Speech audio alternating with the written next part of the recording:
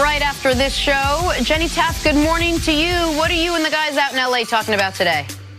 Good morning, Jenna. Coming up on Undisputed, who has the coaching edge on Sunday, Andy Reid or Bill Belichick? And should the Lakers be worried that LeBron is still not back from his groin injury? Plus, we have James Harrison and Cris in studio to help us out today. Undisputed coming up next. Jenna, thanks for being the guys. All right, Jenny, thanks. We look forward to it. Time for us to go viral. Last night, Jimmy Butler faced off against his former team, dropped 19 points, and the Sixers beat the T-Wolves by 42. After the game, Jimmy posted this picture on the gram with the caption, "Looking right through the past to the future." In this picture, he's looking at former teammate Andrew Wiggins. Just wanted to set that up for you guys. Jimmy's a prickly dude, man. Like, he's been in 3 places now. He's worn out his welcome in Chicago, quickly wore out his welcome in Minnesota, and in Philly, it's touch and go every day now. I love Jimmy Butler's story from where he was drafted, being homeless as a kid to being a legitimate NBA star. But that chip on his shoulder sometimes turns into a bit of a boulder on his shoulder, and that sometimes can work against him. I thought Jimmy Butler was your guy. I see with added information, my opinion has to evolve. Oh, I like that. A lot of the stuff in Minnesota I put on the young kids, but then he got to Philly, been there 2 weeks. He's like, this culture got to change. It's like, yo, chill. He could wear out his welcome in Philly. I'm so glad we got some broadcasting students in here watching the show. I'm so glad that they're watching Nick and how you get more information, you learn. You're teaching the kids something. Thank you. No problem, see. That's what we're here for. Well, reach one, teach one. He hijacked my stuff. In 4 short days, Patrick Mahomes will play in the most important game of his career. It will be the AFC title game. It will be the Chiefs and the Patriots. He will be at home. He will be facing Tom Brady.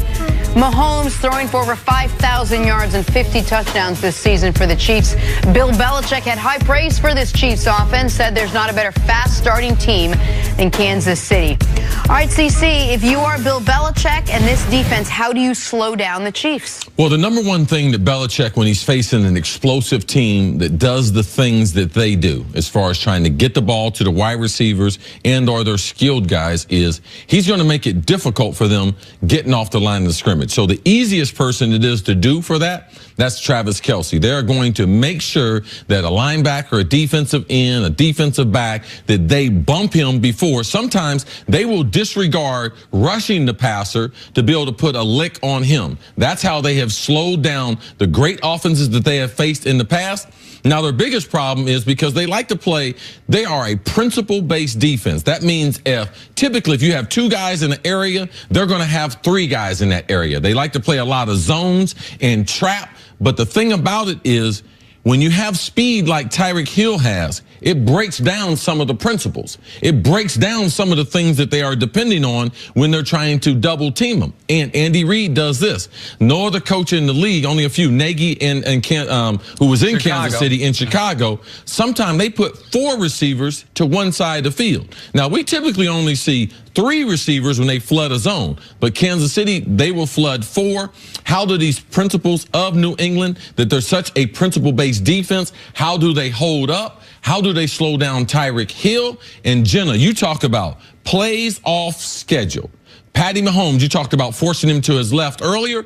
Those plays off schedule, when he has someone in his face and he's got to be able to make up his mind to either run, either ad lib or something, can they force him into making turnovers in those decision-making times compared to last week, as we saw, he had a pump fake, he ran the ball one time, and then one other time he faked like he was going to run and threw it across his body to get another first down. Those are the critical elements in trying to slow down this fast-paced Chiefs team that we've seen through the first 17 weeks of the season. Listen, I've heard a lot of people say in their analysis of the game, the Patriots are going to double team Tyreek Hill every play.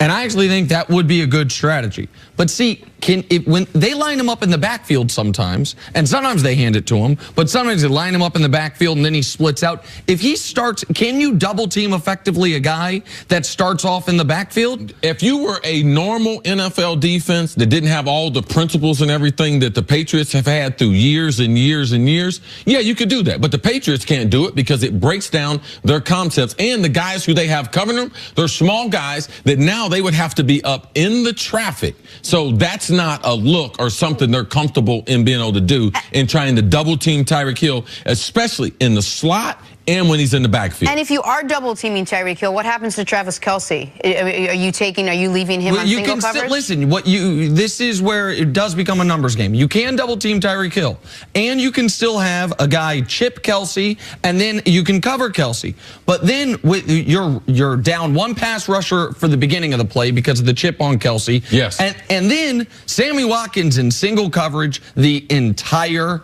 game. Sammy Watkins got hurt very early in that Rams game, missed the rest of the season until last week. He's actually been effective. He's catching 73% of the balls thrown to him, 14 yards per catch, 3 touchdowns, almost 600 yards on the season. And 100% of the one-handed. Oh, yeah, absolutely. Yeah. The problem for him is health. But he got through the divisional game healthy. And if he's your third option, that's how this Chiefs team can be the third highest scoring team in NFL history. And if Bill Belichick, a fan of the show, he's a fan of me, the Kraft family, they're a fan of me if they're watching the show. Do you want me to get the part of your back when you pass? And they decide to be like, wow, Sammy Watkins could be a problem. Let's put Gilmore on him, because typically if they put Gilmore to travel on one of the wide receivers, typically they don't put him on the best wide receiver. They put him on the second best wide receiver, because then they can double team the best wide receiver. So their talent is better utilized, because typically he can negate that person from having a significant game. So that could be part of the strategy. It won't be the whole game strategy, but that could be one of the counter moves that Belichick brings on Sunday's contest. Listen, if I'm Bill Belichick and the Patriots, I am hoping the Chiefs run the ball, run the ball, run the ball. I am showing so many defensive fronts that make it obvious. You got to run. You got to run. And see can you do a 12-play drive? They have had one touchdown drive all year that's gone greater than 7 minutes. It's dead last in the NFL. Can you have a long drive without a penalty, without a negative play? Because we know there's no team in the NFL better at quick strike than the Kansas City Chiefs. All right, let's take a look now at the NFC Championship game. Rams had a dominant 1-2 punch in their ground game on Saturday against the Cowboys. Both C.J. Anderson and Todd Gurley had over 100 yards, as the Rams set a postseason record with 273 yards on the ground. Nick, you had sensed defensive end Cam Jordan on your radio show yesterday. You guys talked about him being the key to shutting down this Rams offense. Take a listen. Make them one-dimensional. I mean, for most teams, it's taking that pass away. But you watch how Todd Gurley runs, and now you watch how effective CJ has been the last couple of games. We have to try and tighten down on the run game, make them one-dimensional. All right, Cece, what game plan should the Saints defense expect from the Rams this weekend? I mean, I expect the Rams, they're going to try to be able to run the football. If you see how they've played the last month of the season, Todd Gurley being nicked up, and last Saturday night's game, being the healthiest we've seen him in a long time. And we know C.J. Anderson is a more than adequate NFL running back. And what they did to the Dallas Cowboys, you would come in and be like, they got to got to run the ball when they get into Superdome. But my thinking is, especially early in the game, and watching last night, I went back over and watched the earlier season matchup. And, man, this was a mismatch at halftime. New Orleans, man, they were going up and down the field. Yeah. Alvin Kamara, they had no answer for him. They ran the ball where they wanted to. Michael Thomas was catching everything across the middle, a lot of yards after the catch. So what I would try to do is, it's important not to move the ball earlier, because the noise is so bad in these places.